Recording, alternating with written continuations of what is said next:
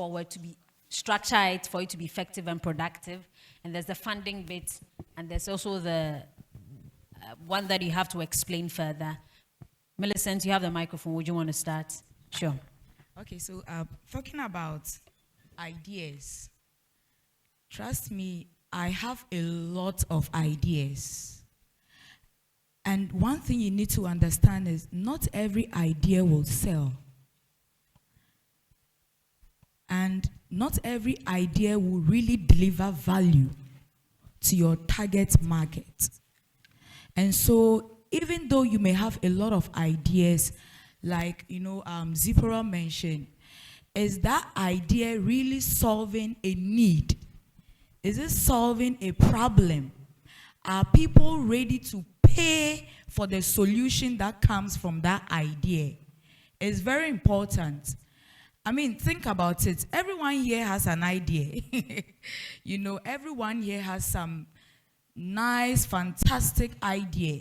And those who have already started businesses, they will attest to it that they would have tried and tested a lot of ideas, and now they finally focused on one, because currently that is what is delivering value. Your idea should solve a problem that people need solution for and are ready to pay for it.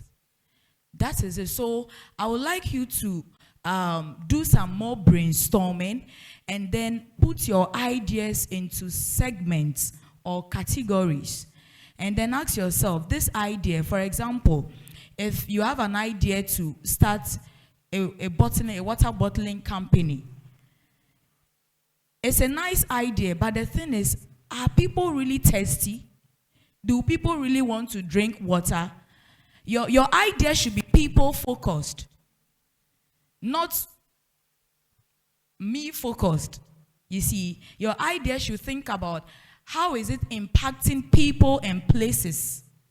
Because trust me, once your idea can solve a problem and make people find comfort, easy ways to do things, quick ways to do things, relieve them of their pain, they will pay for it. Right. I hope that so I want you to sit down and really look at all the ideas and then rate them according to the ones that are really going to solve the problems of your target market.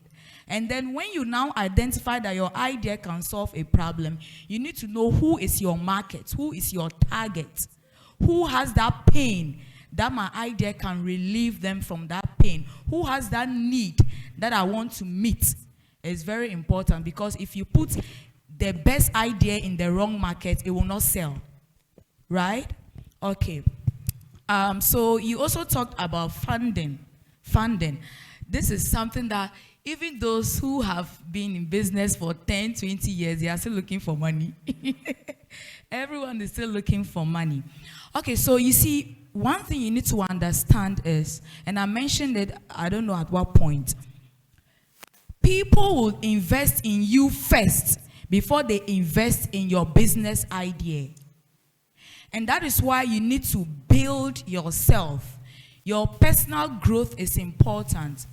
Your business cannot grow beyond your personal growth, because you pour yourself into your idea. You pour your skills into your business. You pour your talent into your idea, into your business.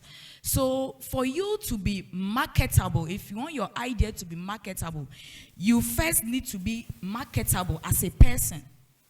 So that is where she talked about, building resilience, having a problem solving mindset. Because the truth is, that is why serious investors will ask you who is on your team. They want to know who is behind this idea. They don't want to put money where they will not get their ROIs, their returns on investment. So one thing I want you to do is, first of all, invest in yourself, you as a person. Become so marketable that no money will be able to buy you. It's crazy, but I'm just putting it that way. And then secondly, build networks. When you start a business, like I said, if it's people focused, you're always looking out for who to interact with. For example, when we started our business, I started with some small savings, and that is one thing you can do. Any money that comes to you right now, try to save a percentage of it into your idea that you know would meet a need that you've identified a market for, right?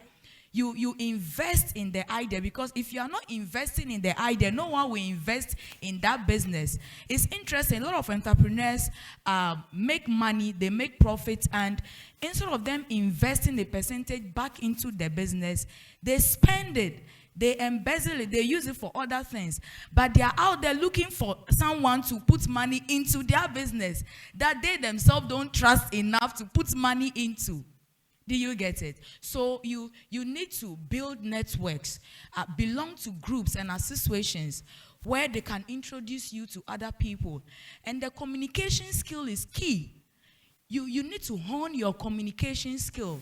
It's one of the things I did when I started my business with my partner.